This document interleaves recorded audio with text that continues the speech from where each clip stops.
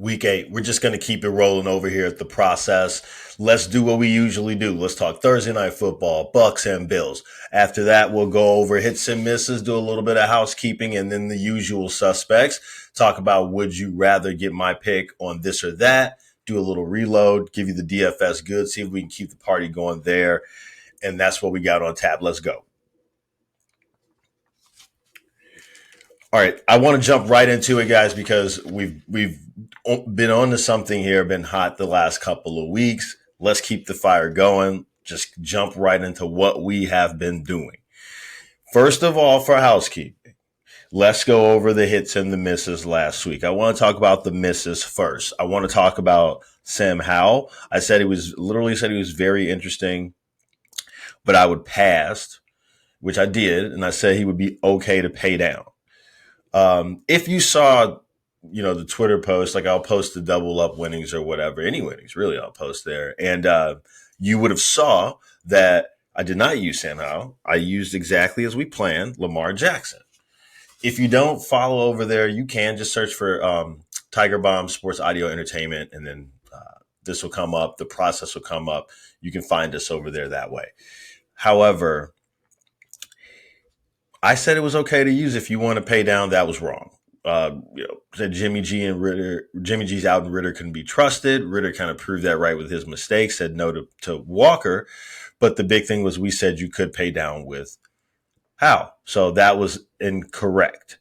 Also incorrect. Marquise Brown basically said he would be cheaper, but as productive as the Zay Flowers, the Christian Watson, the Terry McLaurin. And he did outperform Watson, but not the rest of them.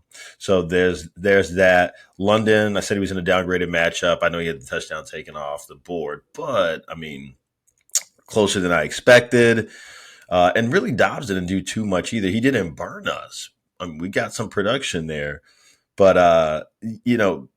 those are the things that I think were the misses there. Also said you could use the Browns defense. That's a miss at $3,300 on DraftKings. Call that out. That is a mistake. What we hit on. Okay, so we said we would use Lamar Jackson, gave you all the reasons why, and that hit. Mahomes would be the alternate. The thing I also want to miss is I said if I use Mahomes, I would pay down at tight end and play him naked and pick up another premium wide receiver. That was a wrong call. Should have played him with Kelsey. But pivoting from him, the correct call. If you want to be with the chalk, with everybody, the chalk, the big train, as they call it, it's going to be hard to win. Talked a little bit about this at the end of last week. Long story short, if we have 5 players and you and I are going to use the same player, like Mahomes, right? Then that really means if it's me and you head to head, then the contest is not about 5 players. It's about 4 players because we're both using Mahomes, right? This is what you do when you play the chalk. This is what you do. Sorry, guys. This is what you do when you jump in on that. You eliminate the opportunities you have to separate yourself and be different. And we did not fall into that trap last week. We played Mahomes.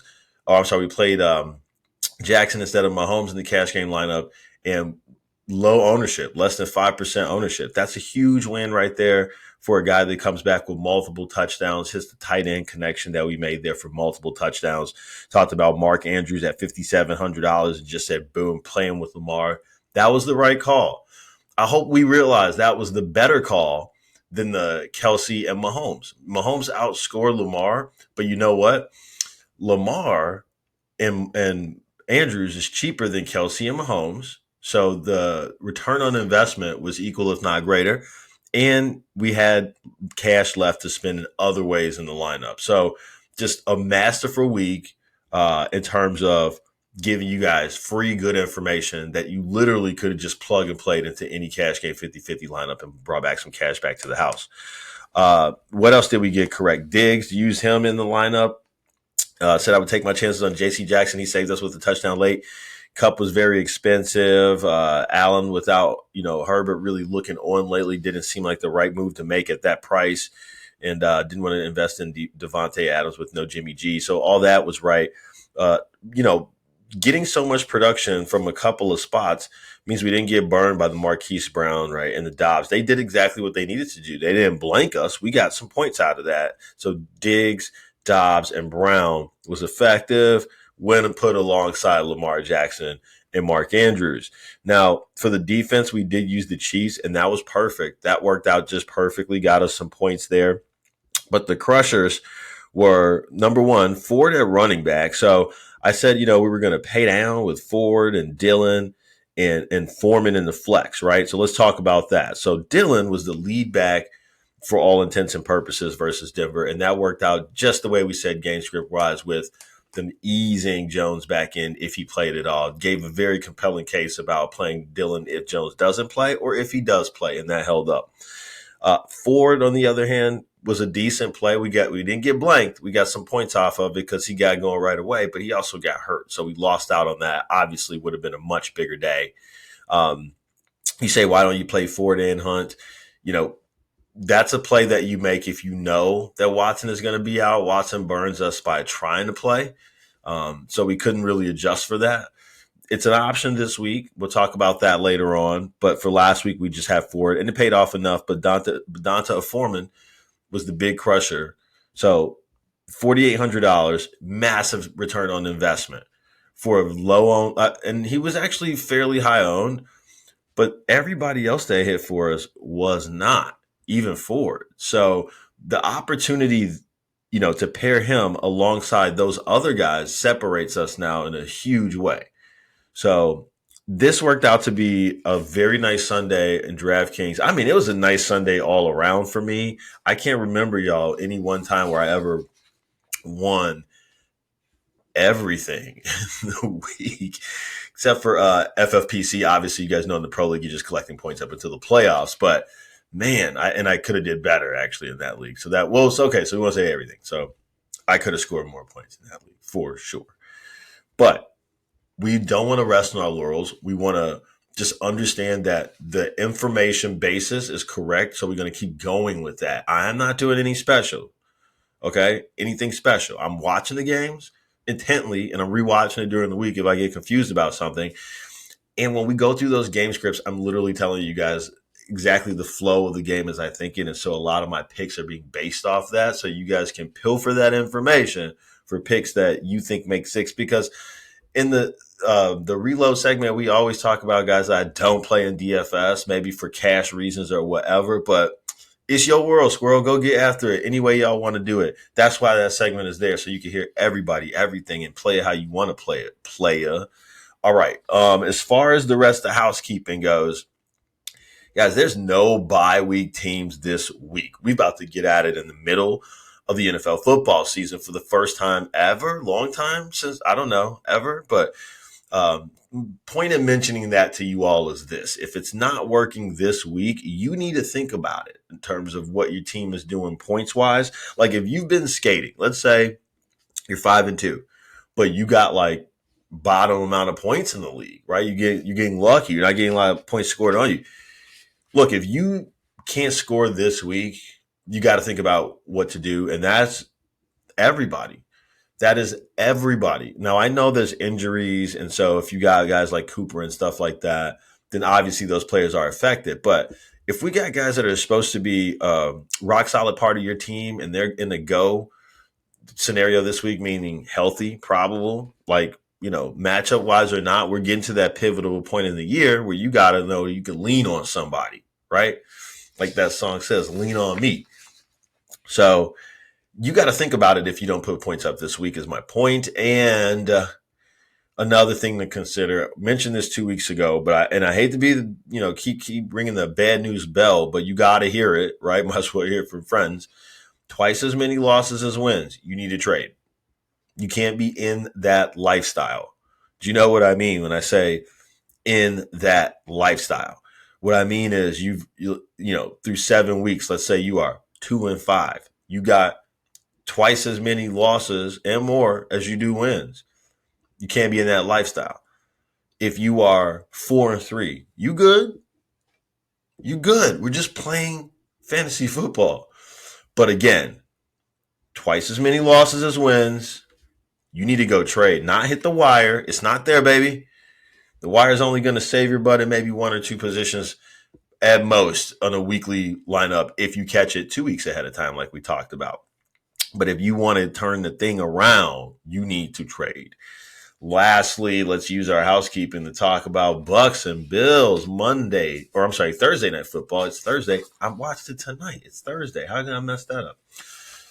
This was exactly what Buffalo needed in terms of a get right, just something to make you feel good. Remember who you are. They are who we thought they are. That sort of a moment. This is all they needed that for, and they got that. Allen went off. He hit Diggs. He hit Gabe Davis. You got some sort of clarity at the tight end position because Knox is on IR now. So load it up with Kincaid if you need that. And if you trusted him, you had to do it this week. That paid off for you. So defensively, better. And I've got to give some credit to Baker. I mean, he tried, but you can only do so much when you don't have time to throw. The rush was there. That's a great sign for Buffalo. Can you repeat that sort of a pass rush week to week? They were able to negate fantastic weapon tonight in Mike Evans. Now, Godwin got his, but Evans in the tight end game all negated because of that pass rush. And Baker was doing his best to stand in and get it out there. So something to consider as they get down the stretch here is, can they continue to get to the quarterback? That's going to decide the season for the Buffalo Bills, ladies and gentlemen. When you look at the schedule and you look at the division that they play in, that's what's coming up for them. For Tampa Bay, they're just the team that we thought they were too. So don't be too bad on these guys. Don't feel too bad on them. They're just coming back down to earth. They were riding hot. Teams are starting to figure that SHI, you know what, out. They're going to have to figure something else out. But, it all starts up front. They were a weaker unit at the line today, and that showed. Now, that being said, they made some great adjustments at the end of the game, kept themselves in the game. Defense made just enough plays to get. You got to give it up to guys like Neal, the safety. They kept Diggs in front of them, which is not easy to do, right? And so you got the ability to do that. You make your life much more able to be lived during that football game. They didn't play terrible, and that's a good sign to play Buffalo that way. Had your chances here and there, but hey, that's the way the chips fell. They'll put it back together and take this long rest here to get good and really lick those wounds and come out swinging in week 9. Buffalo, same thing. Take this win, get yourselves, right, especially on the defense. Another week for Von Miller to kind of get it going and start that ascension to the top. All right, guys, that's housekeeping for this week. We done cleaned her up,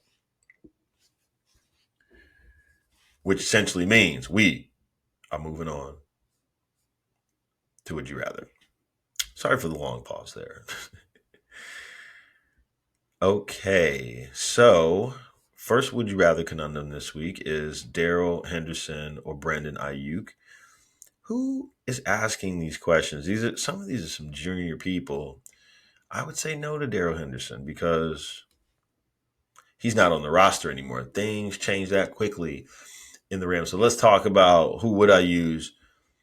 Guys, you don't go lean on Zach Evans just yet. There's not a lot of clarity there. That's a part of the problem that they're going to have this week is they're going to, I think McVay's keeping it close to the vest because he doesn't want the opponent to have an opportunity to key in on some scouting or whoever they go with.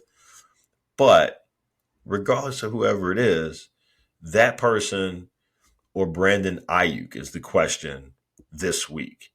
Now, Ayuk has got a downgrade because more attention for him because there's no Debo. And also, you're going to be, hopefully catching it, but you're going to be catching passes from, oh man, I'm blanking on his name now. I was just reading up on my man.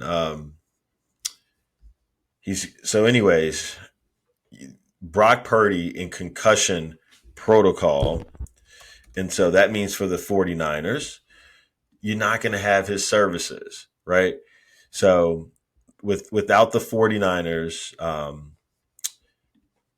able to depend on him.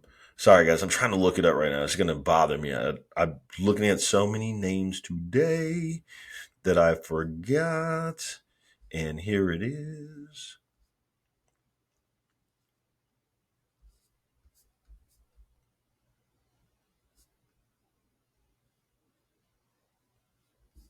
I'm going to chop all this.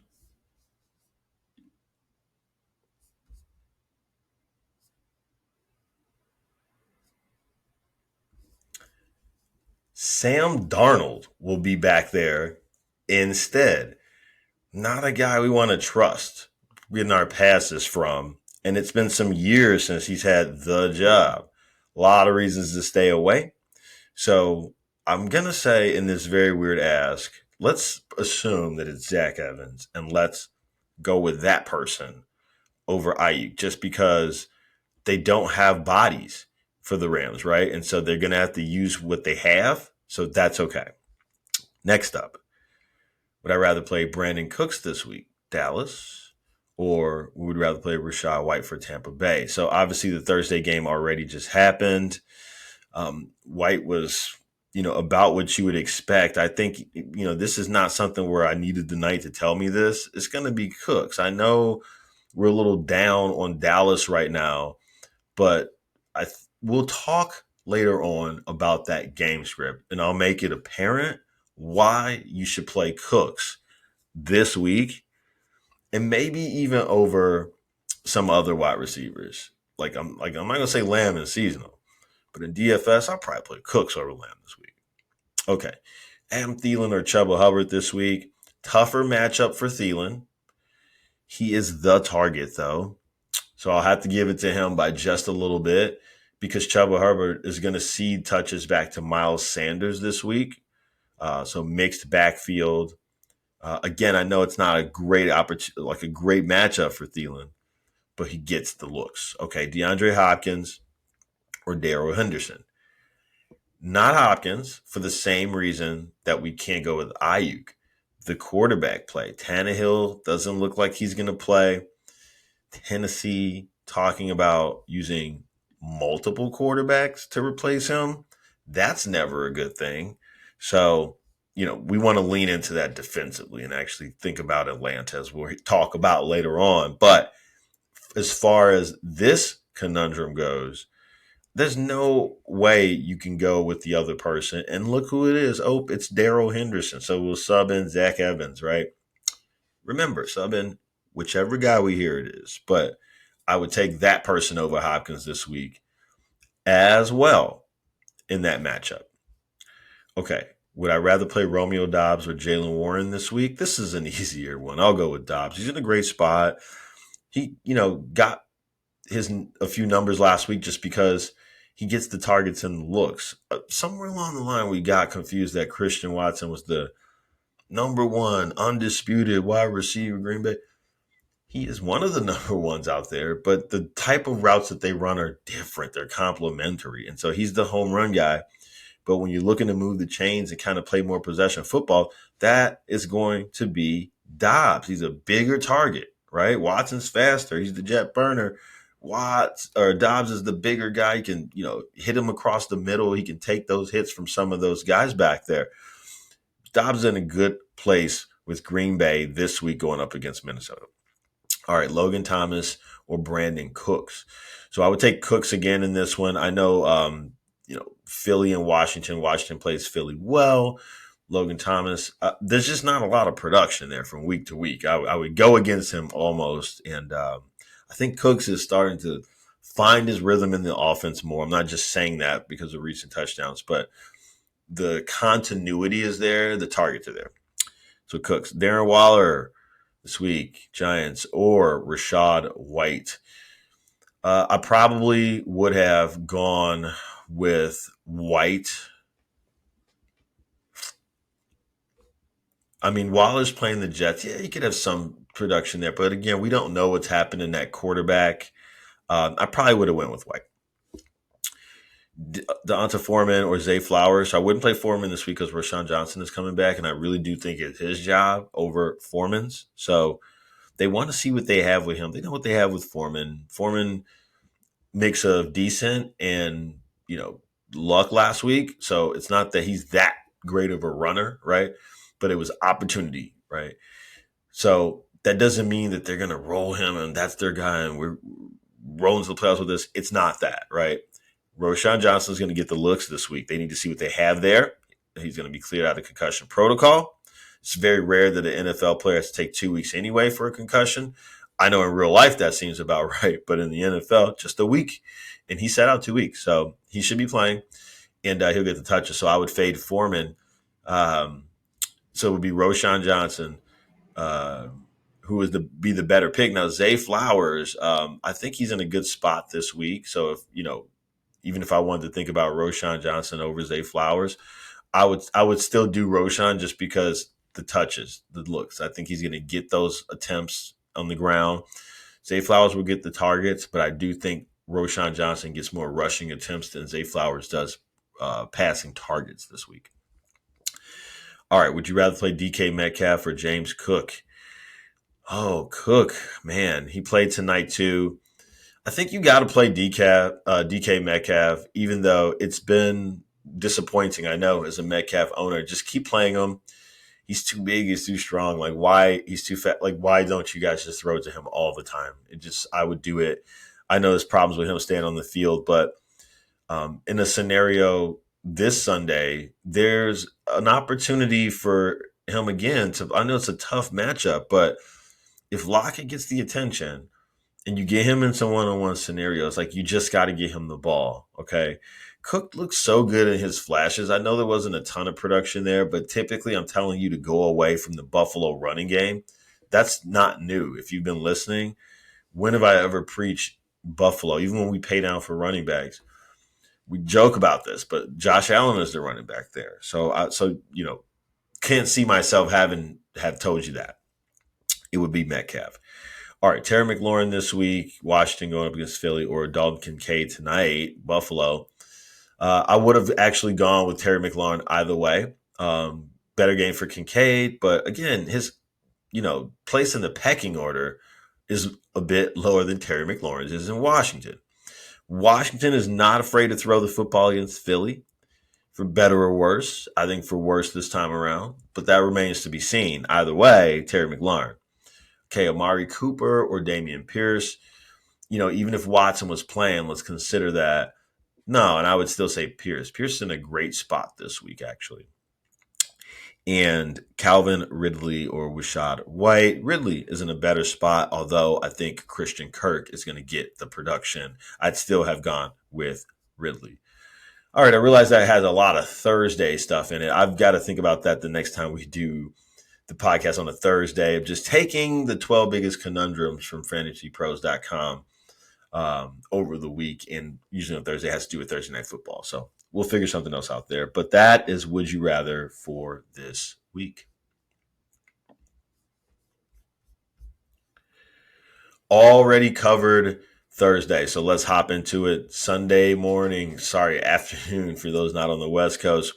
Let's go with New England at Miami. So Miami coming in a little bit banged up. Hill says he's going to play. He's having, he's a little banged up. Waddle also banged up. I think Hills is the hamstring.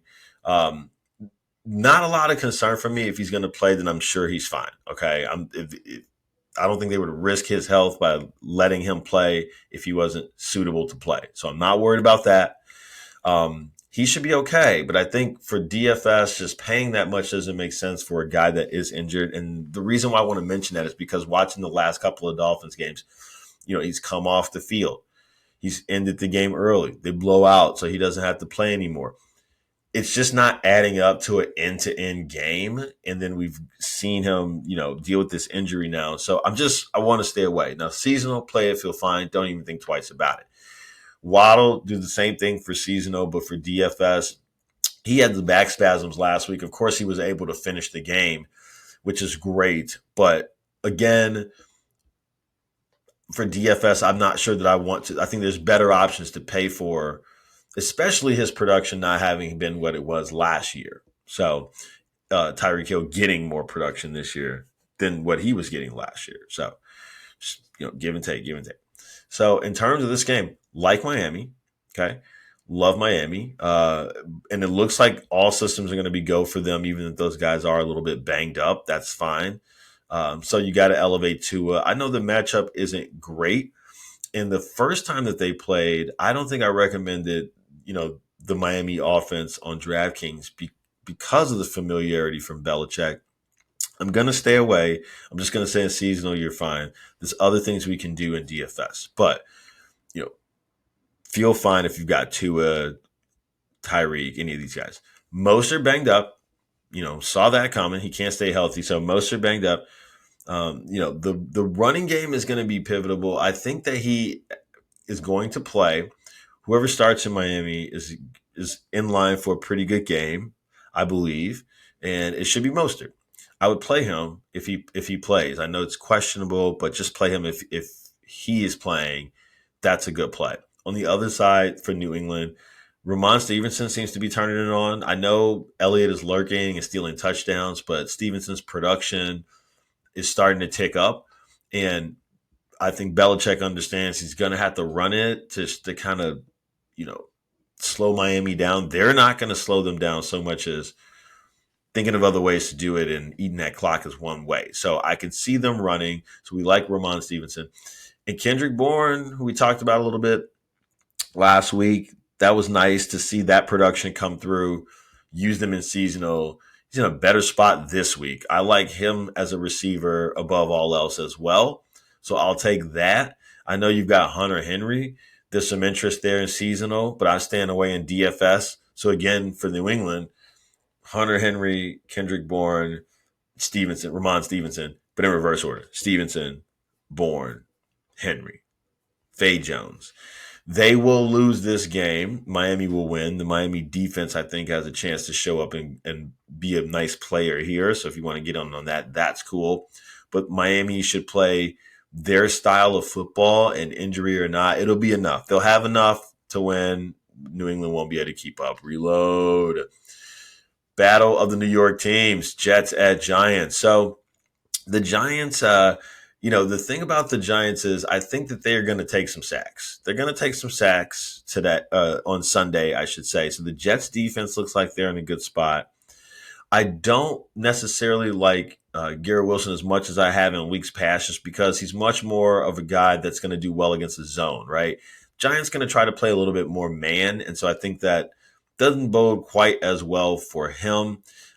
No interest in Wilson at quarterback. I'll be fading that. But Breece Hall, Breece Lightning, I have a lot of interest there. I think that he's a nice piece as a flex option for DFS. So it's all systems go for him.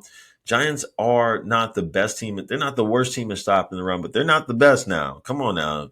With what we've seen from Breece, he should be able to be effective at such a DFS price, which we'll talk about later. But in seasonal, if you got him, play him and feel great about that. That's going to anchor what they want to do. Use the defense and use Breece Hall. The Giants don't stand a chance if they can't keep the quarterback upright. We don't know that Daniel Jones is going to play. Even if he plays, he's going to be running for his life. It could be Tyrod, and if Tyrod's playing, this is not going to work out as well as it did last week. Different kind of a defense. However you want to slice this cake, it is going to be the New York Jets beating the New York Giants, but it's going to be a closer game because of the New York rivalry. So as far as the Jets go, do I have any guys that I like there? I'm not overly excited to recommend anybody, man. Anybody. If I had to throw one name into a hat for you, it'd be Jalen Hyatt. Maybe not Slayton, but Hyatt. But I don't know. Saquon Barkley, play him if you got him in seasonal and feel fine. I'm staying away from that from DFS, but Jets win that one. Reload.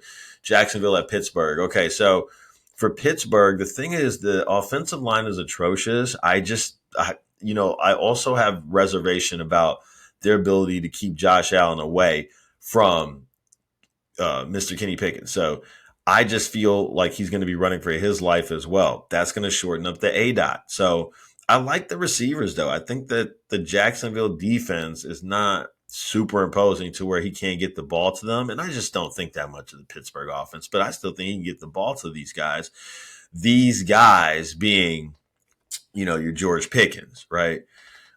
So your Deontay Johnson, I think they could spread it around, especially considering the fact that Freiermuth is out. I believe Freiermuth was actually put on IR. So now that would have made sense for the lower ADOT or depth of target, lower, average depth of target, playing around that line of scrimmage a little bit more if Jacksonville is going to be pass rushing, as I suspect they will. So I like all the receivers, none more than the other. I don't like them enough to pay for them in DFS. I don't want to play them in seasonal if I have to, but for this football game, it's just going to be a Tomlin thing where they can do enough to get away with it. Their defense should lead the way. Their pass rush is going to be good on the other side.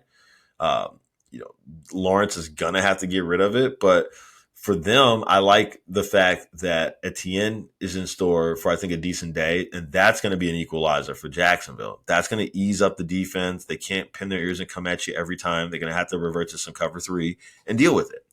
So in those scenarios, I'm really liking Christian Kirk. Calvin Ridley's in a good spot too, but I'm going to take Christian Kirk over Ridley this week. I understand that Minka Fitzpatrick could potentially be guarding him, and that could be an issue for Christian Kirk. However, if Etienne is having the game that I think he's going to have, the way that Pittsburgh deals with that run sometimes is bringing in the defender in the secondary into the box, and that's Minka Fitzpatrick, and he comes up and plays that pseudo linebacker position. He does it really well, too. He's been doing that. Now, the past couple of weeks, he's been able to play back more, but I think if Etienne is doing what I think he's doing, then that forces Minka up. That frees up things for Christian Kirk a little bit more. So I like that. But Pittsburgh, though, is going to find a way to win this. I think defensively at home, they're just going to be a little bit more tougher than what Jacksonville is ready for, in my opinion. They have been tough. They have been gritty. It's been tough to beat the Pittsburgh Steelers this year. This is how they want to play football. They're 4-2. They're pretty good at it. They got the guys that they think they can use to win. Now, the running game, they're going to keep plowing it forward because they need it to take pressure off the pass. Is it going to work? I don't think so. So if you got Najee, play him in seasonal, feel fine about it. Jalen Samuels, nothing more than a flex, and it depends on who else you got out there. But I like Pittsburgh in this game. We'll say Tomlin keeps his boys rolling. Reload. Next up, Atlanta at Tennessee. Last week, Atlanta just shot themselves in the foot. We're not even just talking about the whole Bijan Robinson not playing thing, them not reporting that correctly thing, which is a huge issue because the NFL has a huge partner in organized gambling now. And so if you are going to open and walk through that door, then we got to know about the injuries, period. That's all I'm going to say about that. But beside that, Ritter not taking care of the ball, getting the touchback instead of the touchdown when they were trying to ice the game, those are the little things that show me exactly who the Atlanta Falcons are. There was less shoot yourself in the foot activity last year with a veteran quarterback. And this year, yes, a little bit more production with Ritter, but to what end? To what end? They shoot themselves in the foot, as I just said. So, that's just my thought on it. So I'm thinking of all that and taking a look at their stats and taking a look at their rankings and coming into this week at Atlanta. Okay, so no Tannehill. We may, and Tennessee's not even saying which quarterback we're going to see from them. So nothing to really cue in on there yet. That's why I'm downgrading Hopkins. But for the Atlanta defense, this is a step up. Playing somebody who doesn't play every week. Let's get after it. For Tennessee, obviously you want to try to run the ball, but Derrick Henry has been so interesting, we'll call it, easy to bring down. I mean, play him a seasonal and feel fine about it, but it's like Tajay Spears is going to be involved, is what I'm thinking in terms of this game on Sunday. They will do it. They will run it enough between the two of them. And I think you got to use them both because of the lack of experience. Malik Willis or whoever you use at quarterback, it's going to be a problem. And so there's that run, but Atlanta's pretty stout against the run. So it's limited. I just don't see them being able to have a lot of options. I think the Atlanta defense has a lot of options. It's not that they are a great unit, but they are a decent unit in a really good place. Atlanta can really do themselves a favor after what happened last week by coming out playing some hard nosed defense. They're going to try to run the football. That's not going to work this week. I think Tennessee is stout enough up front to where Bijan will get the reps this week. We don't know how well that works out. Ritter and company will be forced to pass. Now, I think this is going to be a closer game. Tennessee is going to try to force him to make some mistakes. He has shown that he can open it up a little bit. I like London, but the rest of them are iffy. Pitts, so-so, Jonnu Smith a little more than Pitts, but is there going to be enough production there without mistakes is what, they're going to be hoping for. And Tennessee, for their intents and purposes, is going to put 8 in the box and say, fine, let Ritter stop us, right? So there's a lot of volume there. I don't want to be putting my eggs in that basket for DFS. I'm not saying I'm doing that, but that's where the volume is. And then it's London, Jonnu, and then Pitts for sure. For me, I'm out on the run game. At the end of the day, Atlanta, led by the defense, should have enough. They should have enough to win this. I think if the game is close and Tennessee has to try to do a 2-minute, drill or something like that, the Atlanta defense can walk away with the last second interception to ice the game and get out of there with the victory kneeling. At least reload. All right, next one, Houston at Carolina. This is a funny matchup because it's the CJ Stroud going up against Bryce Young, and it's just something that is going to crystallize the mistake that the Panthers made in taking Young over Stroud. Stroud's going to come in and beat the brakes off of this boy. Carolina's not great, but what can they do? Well, I think the time's going to get worse this week because Miles Sanders is coming back. I don't know if he's healthy, if it's the groin or what's going on. A lot of people are just saying he looks washed, not good. Chuba Hubbard looks better. He might be the better runner. I don't know. But this week, Miles Sanders is getting the run, and he's going to have to do something with it if he wants a job. It's not – the question isn't what to do. The question is, if I have Miles Sanders, I have to play him. But the question is, do I also play Chuba Hubbard too if I have him? I don't think we get that involved.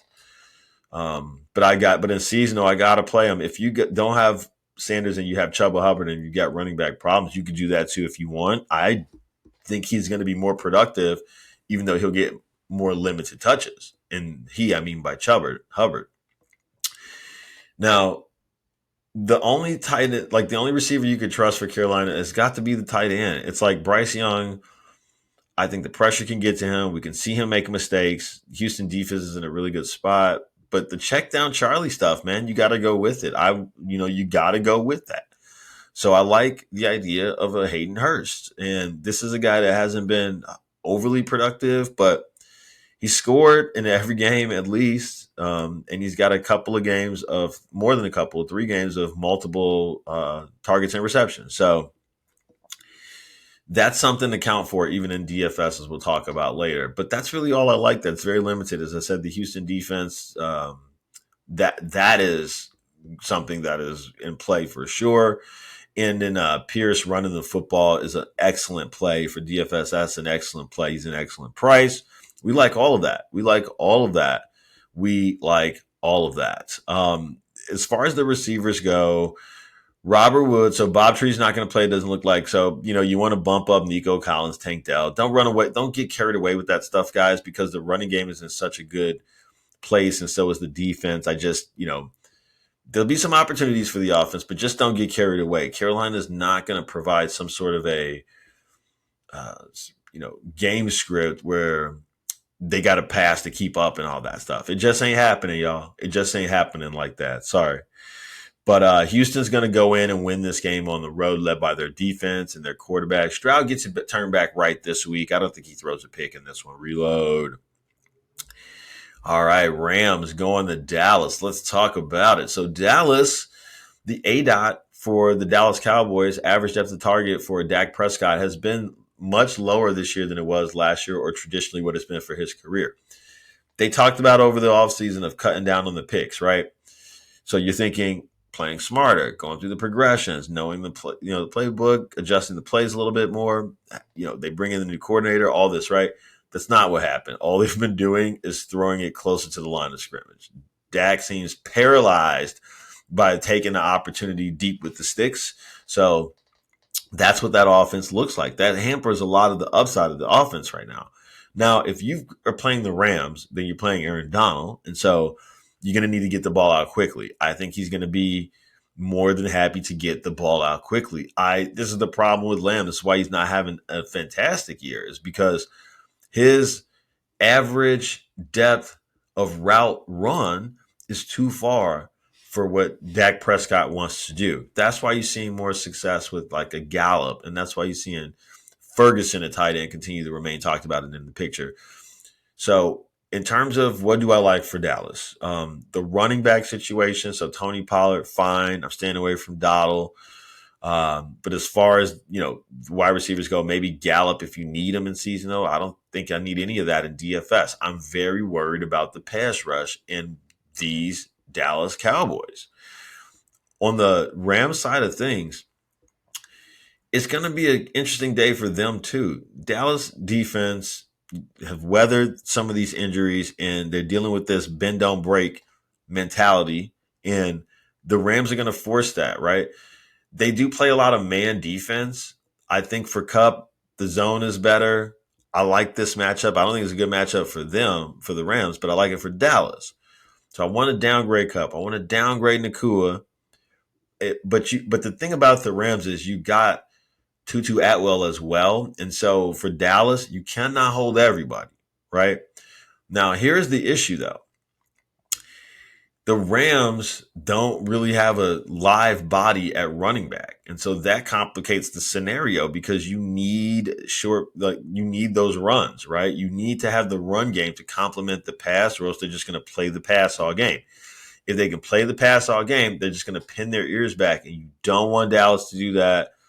Micah Parsons and company can get after it. So if you're inviting them to do that by telling them that they don't have to worry about the run, that's not going to be a very good thing. I think the Rams know that, but I think regardless of whoever they bring to the table to run the football, it's not going to be enough. I think that the Rams are going to play a close game, but they need significant production at the running back position. So this is why I was saying in the last couple of segments, or the last segment, would you rather? This is why I would play whoever they play at running back. We just don't know who that's going to be because he has to get the touches or else it's not going to end well for Stafford. He's going to get concussed into Never Never Land if they don't augment what they're doing with some runs. So they need to figure that part of the scenario out. This is going to be a very tight game. Who do I like? Man, this is a close one. Dallas is stinging from that loss from the Steelers last week. The Rams are. Dallas, for their part, I think, are not a consistent football team. Their recent victory is going to drag them back down to earth, I think.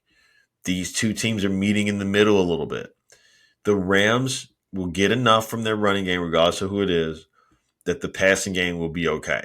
And there's just too many weapons. You saw Atwell score last week. You got Atwell, Nakua, Kupp. You can't hold them all. So the Rams will find a way to win. Aaron Donald will find a way to be a difference-making presence. Dak will find a way to mess it up because of the pressure that defense puts on. Rams walk away from Dallas with the victory to get themselves to 500. Dallas stays above 500, but just more evidence of who they really are as a football team. Reload. Minnesota at Green Bay. Okay, guys, the thing about this game is Green Bay, a little tougher to pass on, easier to run on, right? But they've got some significant injuries in the secondary.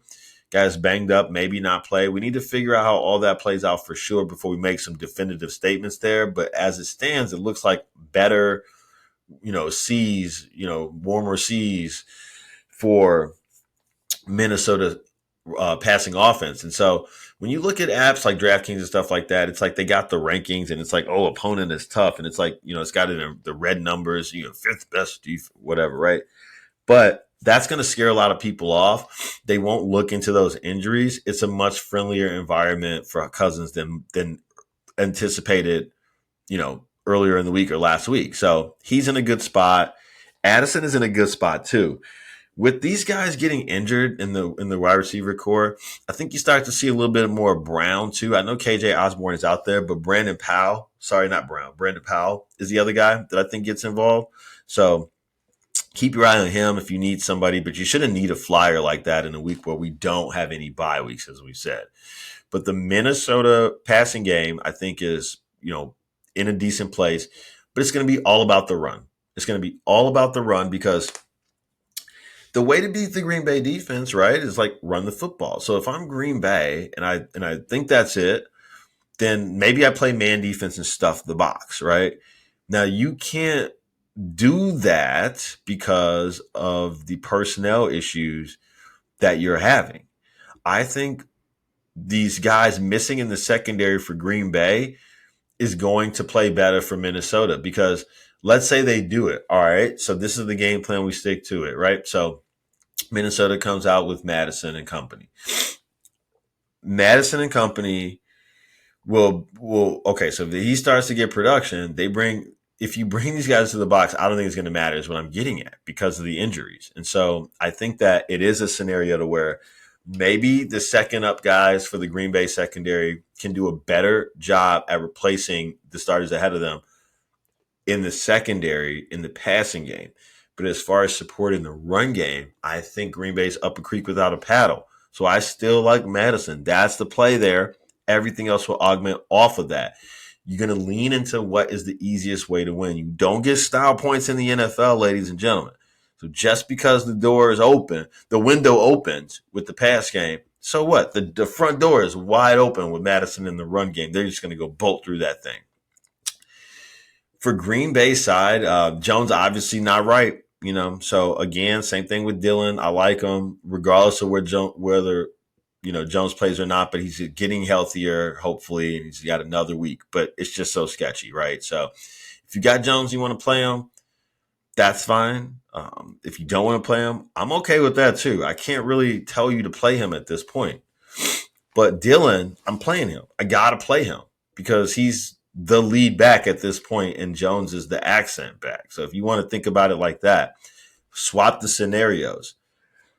Would you, it's not would you play Aaron Jones? Most people would think, in what scenario wouldn't, right? Would you play Dillon is usually the question. Now it's swapped. Would you play Aaron Jones because of his injury? So that's something to think about. But for for Green Bay, sorry, the pass game has got to be there as well. You're going to need that. That's going to be a huge part of what they want to execute. And I'm not looking at Musgrave at tight end. It's going to have to come through the air. And again, Christian Watson, sure, but I've got my eyes on Romeo Doubs. Romeo Doubs again. And then DFS, that value is just there, man. For somebody getting targets and looks and getting end zone looks, they don't want to increase the salary for him. That's cool. We'll keep taking those cheap end zone targets. So Romeo Doubs in play for me. I do believe that Minnesota goes on the road and they win this football game in Green Bay. This is the start of the turn of the narrative changing for them. The first narrative was, most turnover, riddled team, shooting themselves in the foot, not a great football team. If they beat Green Bay, they're up to 500, and basically they're right back in business in the division. So it'll be like it never happened, right? Overnight. So Minnesota has a lot at stake here. Defensively played a little better last week. That's going to continue to happen this week even more. I don't know if I necessarily want to play Minnesota defense, but Minnesota offense is going to do enough so that they can win that football game. I think Green Bay is going to have to keep up, which is why I like the passing game and the running game as well, just because you cannot pass all game. I think Green Bay will come out trying to establish the run, but over the course of the second half of the game, Minnesota is going to make it difficult to continue to do that, is in my estimation. All right. Minnesota on the road, reload. New Orleans at Indianapolis. Okay. Indianapolis. Minshew, not great, but he's able to activate these guys. Pittman, I like Pittman, but Lattimore will probably be in his hip pocket all afternoon. And so I got to downgrade him. And I think you do like Josh Downs or Alec Pierce or one of the other guys. That's much more suitable along with the run game though. So if I'm taking a chance, again, you shouldn't be doing that in seasonal. That's for DFS, right? So Downs for DFS. Go, right? Seasonal, I'm saying you shouldn't be taking a chance because it's no buy teams again. So you shouldn't have to be digging that far down. Now, the running game, I do like. Now, I know New Orleans is a little stout against the run, but Moss and Taylor together is going to provide enough volume to give the passing game the break that it needs. And so I very much like Downs, and I very much like just the running game to keep it going. I'm not sure I want to play in DFS one of those guys, but if you got Jonathan Taylor in season, play him and feel great. If you got Moss, you can still play him too, just because if this were another matchup, I think it would be more JT. But because of the nature of this matchup, they're gonna just do what they've been doing, which is what I think has run both of these teams. On the New Orleans side of things, though, the climate is right for everybody. Carr is going to play, and Olave, there's no issue with him. He's going to play. But, Shaheed is in play. Olave's in play. Michael Thomas in play. I like everybody. Kamara. Now you got Jamal Williams as well now. So you've got that accent too. Thunder and lightning as far as the running game goes. The water is so warm for everybody. This is why I think for New Orleans, it's hard for me to recommend, like, say, Carr for DFS or whatever, because everything is a go. Everything is a go. And so I just don't know who will need to do what. Also, if the Indianapolis offense doesn't return the points, then they might not have to blow it out the water. I'm just a little concerned. I'm just a little concerned at how good of a matchup it looks like for New Orleans from every aspect. And so I'm skeptical to recommend them because Carr, lest you not forget, this guy, he makes playing seem so difficult. He's running on and off every other play, getting medical attention, go to the blue tent, come look at my hand, got to go to TV timeout. It's just dramatic. It's very, very dramatic. There's no other quarterback in the NFL that every other play is something, it's something, it's something. I don't know what I'm going to get from him, and I don't want my lineup to be anywhere near that. If you have to go there because of injuries and seasonal, I think you should feel good about it. Shaheed, I probably don't play. Thomas, fine. Olave is the bigger play. That's the better play for sure. But again, don't sleep on Kamara. He's probably the best play. Jamal Williams is a certifiably good play too, just based on game script. If they're ahead, he can run it out. If they're not ahead, they can just combo the styles of running that they're doing with the two of them. So New Orleans, a lot to offer. Indianapolis, not so much. New Orleans has been a shoot yourself in the foot team too, though, this week. They need to prove that they can go on the road and get out of there with the victory against a team that they are clearly better than. And I think that they're going to do that this week. New Orleans on the road in Indianapolis. They do enough to win. Reload. Philly at Washington. Washington, not afraid of going toe-to-toe with Philly. Philly knows they got to bring it. Washington almost got out of Philadelphia with the win earlier in the season. So Philly's going to want to put it on them in Washington. I think this is all systems go with Jalen Hurts. This is all systems go with A.J. Brown. A.J. Brown's going to get double, triple team, and he just bosses these dudes. Look at the matchups last year. It didn't matter who they put on, how many guys they put on. He's calling guys short little man out there. It's on. It's on and popping, y'all. But also, Hurts gives you the rushing upside that you don't get anywhere else because of the tush push. So there's a lot to like about that, regardless of how many points Washington puts up. Philly's going to want to embarrass these boys, and they can do it. I like Swift, too. Goddard's in a decent spot. See, this is so much different than New Orleans. I talk about a team also in a good spot, everybody in a good spot, but I'm leery of them because they haven't been able to take care of the football at the end of the game. We don't see them capitalize on the clear advantages that they have had. Whereas I can lean into Philadelphia knowing that these guys are going to come and take care of business from a production standpoint. They're going to win the game every time. No, I don't know that. I don't have a crystal ball. But as far as matchups go, that's much more of an assured thing. Now, do I want to bring it back with Washington? I don't really care so much about doing that. They get McBride from Tennessee does Philadelphia at safety. That's a huge upgrade for them in a year where they've been plagued with injuries. I don't know if 1 week can make it all better. So Washington should not be afraid still. McLaurin, probably the primary guy to look for. I'm down on Logan Thomas, but the issue with Curtis Samuel is Jahan Dotson is still out there. He's still getting targets and looks. And so it's just the three of them that hampers the upside of Samuel, but not so much McLaurin. So I'm still with McLaurin, but I probably just don't need to go there in DFS. A.J. Brown is the man. Lock it up. But Swift, too. If you have Swift and seasonal, play that. Feel great about that. Philadelphia defense. I just want to see you play a little bit better. I can't play them, but I want to see you play a little bit better in a game that I think Philadelphia is going to win. They're going to sweep this team like they wanted to do last year, get out of Washington with the victory. They're going to put up points to do it, and they're going to feel good leaving, too. Reload. Cleveland going to Seattle. Okay, Watson not going to play. That's good. We know what we can do. Pierre Strong and Kareem Hunt play both the run. Seattle not that imposing against the run. You can beat them on the ground. But the Seattle defense is in a good place because PJ Walker sucks. And so there's virtually nothing to expect from the passing game. This is why I think you got to play Pierre Strong, and Kareem Hunt. I put their names together. That's funny.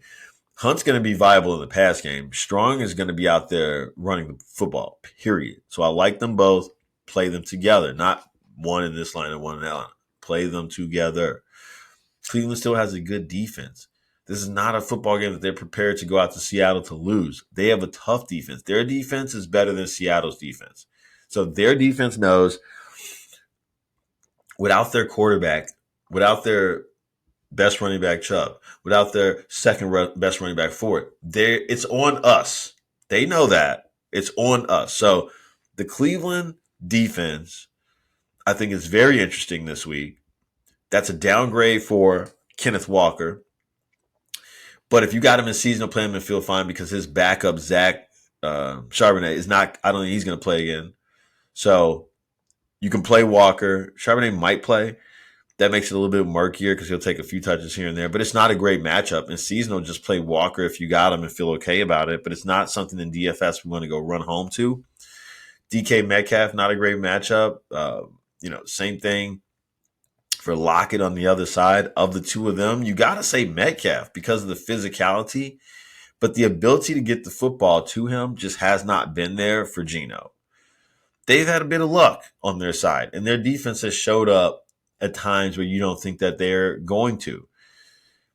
I think that's going to be the decider in this game. Cleveland on the road, that Seattle defense is going to do just enough to get that team over the hump. But both running backs for Cleveland should be fine. I just don't know how much they have. You can't rely on PJ Walker. So this will be a tough one. I don't think they win this one. Defense keeps it close, but Seattle finally wins it at home. Reload. Baltimore at Arizona. Okay. Baltimore should be flying high after last week's victory. They showed what we all knew, which is that Detroit got some work to do.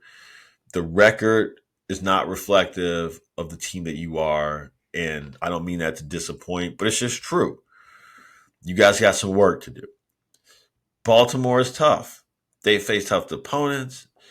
They are putting it together at the right time. We leaned on them for DFS last week. It all worked out. They're going to face an Arizona team that's getting worse. People are figuring out what's going on with them defensively.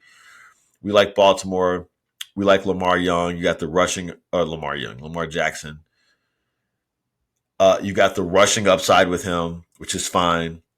But just the rushing from Gus Edwards. You got, Hill still mixing there too. So for DFS, I'm not going to recommend Gus Edwards.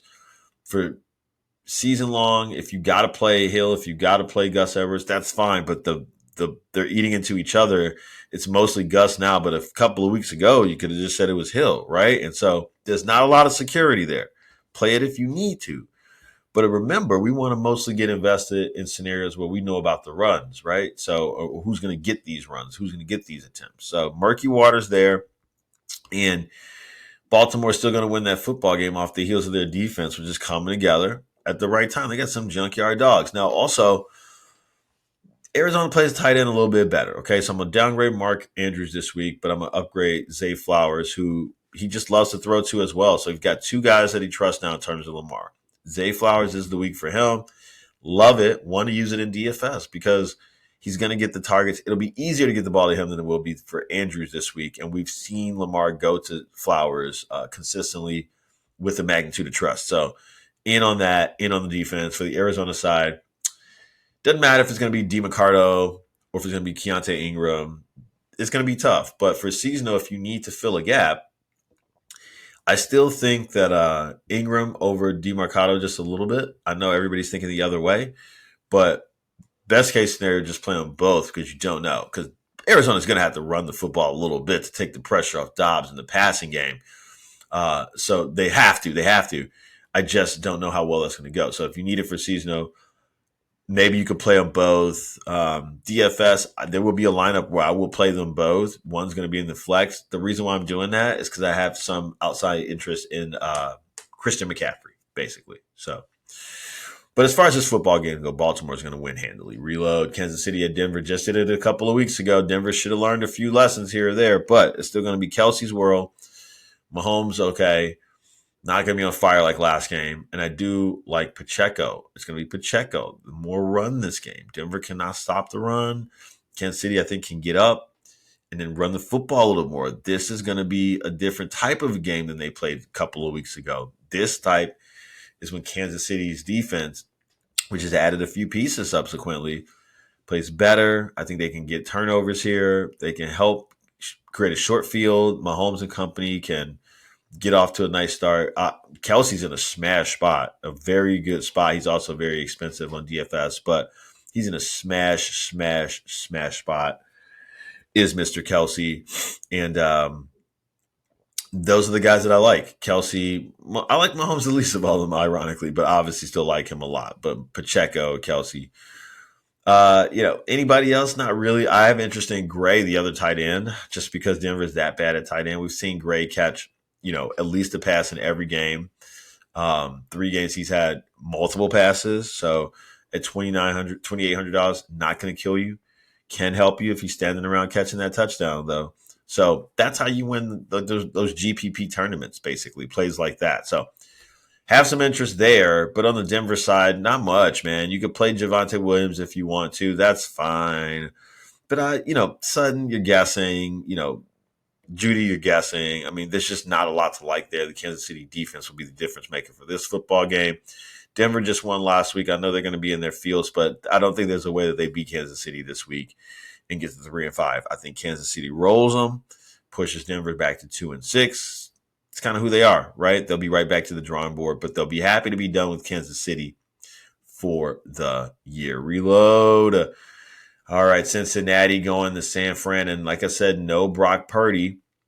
So no Purdy party means things are going to be a little bit more difficult for San Francisco. Now, Sam Darnold is going to come in, so we don't know what we're going to get. I think that does elevate Kittle a little bit, more of a security blanket type scenario. So I like that in seasonal, but I don't necessarily want to chance it in DFS. So I probably stay away there. But in seasonal, I'm feeling fine about Kittle. But it's really McCaffrey. Lean into it. He played last week, so he should play again, right? I want to lean into that. You've got your quarterback out. You've got Deebo Samuel out. And so obviously this is just more reason to lean into something that you do well anyway. You want to fire him up. He's so expensive for DFS, $9,500, $9,200, whatever it is. It's hard to afford unless you're doing something weird, like I just said, and pairing him with the Arizona running backs. But for season long, he's in a great spot for sure. Now, Ayuk, I'm less interested in because I have more interest in the Cincinnati defense. There's too many pieces missing for San Fran. They could still win this football game because they have a great defense. But I think that Cincinnati's defense can keep them in this game now. Joe Burrow's going to play better. I think he can have his best game of the year. Minnesota has shown that San Fran can be had on defense. Again, if you can evade the rush, get the ball out, they're not tough back in the secondary, which is what we've talked about, right? So I really do like Burrow. I think he's my alternate quarterback for this Sunday for DFS. Burrow to chase. It's not this defense. I don't think has a solution for that problem. Okay. I'm going to downgrade Mixon this week and everybody else, Higgins, Boyd, none of them really, but I've got interest in, our quarterback, Burrow. I've got interest in Chase, and I've got interest in the Cincinnati defense. Now, on the San Francisco side, like I said, Kittle, but mostly McCaffrey. The San Fran defense, too, they're going to be tough, but I don't have as much interest in them this week. With the quarterback situation being what it is, I think that puts them in a disadvantage because they could get tasked with dealing with some Sam Darnold turnovers that create a short field. So it's like, easy for the other team to score, even though it's no fault of the 49ers. So I'm a little out on that right there. Paying down on DFS for the Cincinnati defense is going to save our Tookuses this week. I mean, they are literally down there at $2,200. We're going to be able to use that to our advantage. So I'm literally telling you guys how I'm putting together this one tournament lineup. Already admitted what you need to play with McCaffrey. I'll give you another admission. I don't think there's any variation you can do with McCaffrey that doesn't include playing that Cincinnati defense against him. You can do it, though. There's nothing saying you can't do that.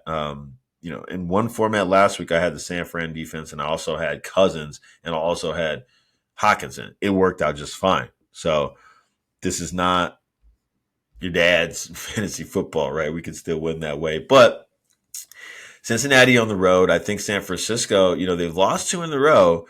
They don't have the quarterback now. Purdy lost 2 in a row. Now you downgrade a quarterback. There's going to be some questions in San Fran. So this is how I know they're going to lean hard on the run. But at the end of the day, Cincinnati, they're coming in strong. They can get to 4-3 and make a lot of people talk with this victory. Too much Burrow, too much Chase. Cincy on the road looking good with the defense. Reload. Sunday night, Chicago at the Chargers. I'll be at this one to see the bloodbath in person. The Chargers are catching the Bears at a good time for them because they need to get right game, and they're going to get one here. Keenan Allen's in a great spot. Joshua Dobbs in a great spot, but he might not play. Eckler's in a really good spot too, but not as good as those guys. Eckler can catch passes, which is why I'm not worried about his production. The Bears been a little tougher against the running backs, but he should still be okay. Their defense is in a good spot. Chicago coming in with Bajan again. I think that's going to be trouble. Kind of a revenge game for Khalil Mack. I could see him wrecking house here. I could really see him wrecking house here. Bosa getting healthier week after week. So, like the Charger defense for sure. What about the Bears? Deonta Foreman, I think, takes a backseat this week to Roschon Johnson. I think that's going to keep them in the game. They got to run they got to do it, just like they needed to run against the Raiders last week to keep themselves in the game. Chicago's going to have to run this week too. So I like that opportunity for Roschon Johnson. If you have him, play him, load him up. But anything else from Chicago, I'm probably staying away from. There's not enough. There's too much offense for the Chargers. Chicago won't have enough to be able to keep up, and I don't think their defense is good enough to hold the Chargers. Just really looking at Keenan Allen and have a special day, and just give them, a feel-good victory, much like Allen got over the Bucs tonight, just to kind of reassure yourself and get back on the path to victory. Chargers at home Sunday night, and let's get to our last shot at making a good one. We'll reload for Monday night. It's the Vegas Raiders who want to visit the Detroit Lions. Vegas is not a very good football team. Detroit is going to be at home. We know Goff is better at home. I think they can get back on the path to victory here at home. They're going to need to stay ahead of Minnesota. So you got to have this one, and I think they will. No Montgomery, I don't think. He's looking doubtful, so it's a Gibbs game, and we like that. And we think Gibbs can be productive here. That's a fantastic play right there. If you got that on Monday night, feel good about that. As far as the Vegas defense goes, for Goff, I mean, Laporta's in play for sure, but I'm on Ross St. Brown definitely over Laporta, and then I think the rest of the receivers as needed, but they probably won't be needed because I think Gibbs can have himself a fantastic day. On the Vegas side of things, I think you are getting Jimmy G back, which is good. You need that, and so he's going to play, which means Adams is a go for sure. But also Jacoby Myers, don't sleep on him, also a go. And this will all open up stuff for Josh Jacobs this week, who will have a better week. So I'm not excited to play that in DFS, but if you got Jacobs in season, I'll play him and feel good about it. The rest of those Raiders, you can play and feel better about it. This will be a tougher game for Detroit because you get Jimmy G back.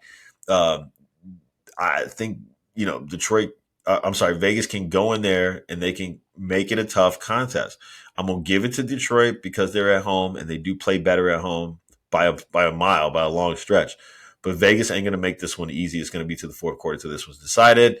But I think at the end of the day, they will end up leaving this one 3-5, and then you'll see the Detroit Lions sit at 6-2 and try to play keep away from the Minnesota Vikings. So, guys, that's how I see the game shaping up this week. That's the reload segment. Hopefully, that gives you a better idea of what you think you need for Sunday.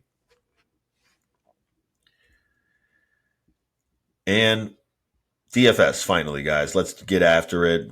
We're going to stick with our format, giving you guys, the key plays. Not saying play this whole lineup like we talked about last week, but at these price points, I'm giving you some options if you're stuck with what you want to do. Listen to the whole show and make your picks.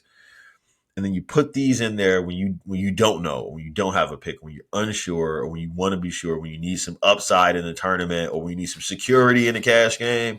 That's what we're talking about, right? So DFS, QB, we're going with Jalen Hurts, $8,200. Again, Washington plays them so well. Philly want to keep up the foot race. They want to keep the foot on the gas, even if the defense does play better today.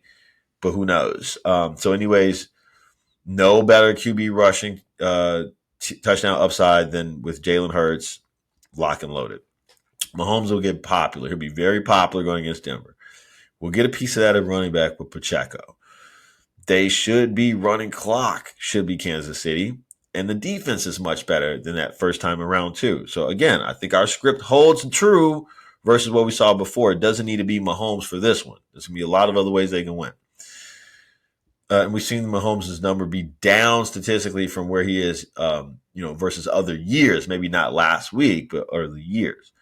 Lamar Jackson may not need to do as much this week. I'll take Hurts rushing upside over Lamar Jackson. So we got to play Hurts over Jackson. And Andrews is in a tough matchup, like we said. So Lamar probably leaning on his other blanket, Zay Flowers, which is why we will incorporate him. Tua is interesting. Those wide receivers are banged up. Not always the best production when playing Belichick. I mean, 250 and 2, we can get that somewhere else. But that's just my thoughts there. If you want to play that, again, I don't have a problem with that. I'm staying away from it. Winnable matchup for Cousins, but the run game should be good this week, period. Alternate QB will be Burrow at $6,000 versus San Fran. Just interesting to pay that price and pair him with Chase. And then at wide receiver, we're going to go A.J. Brown, the pairing with Hurts. Washington will have their hands full. All systems go there.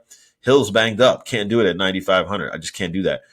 Tougher matchup for Cooper Kupp. We did explain that. And for Puka as well. Lamb, no, because of the Dak A-Dot. Waddle, banged up. Metcalf, too. No Brock, so no Ayuk is my note there. And then tough matchup for Thielen. Pittman sees Lattimore, so we don't want to go against him. And then Garrett Wilson better against zone. No Watson, then no Cooper.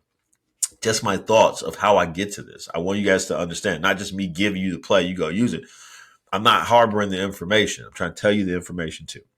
So this is how we get to Zay Flowers at $5,600 and Christian Kirk at $5,900, both of whom we explained in Reload should be in good places. But we want to give honorable mention to two gentlemen that you can pay down with and get your fireworks on for tournaments. Romeo Dobbs, $4,900. Kendrick Bourne, $4,700.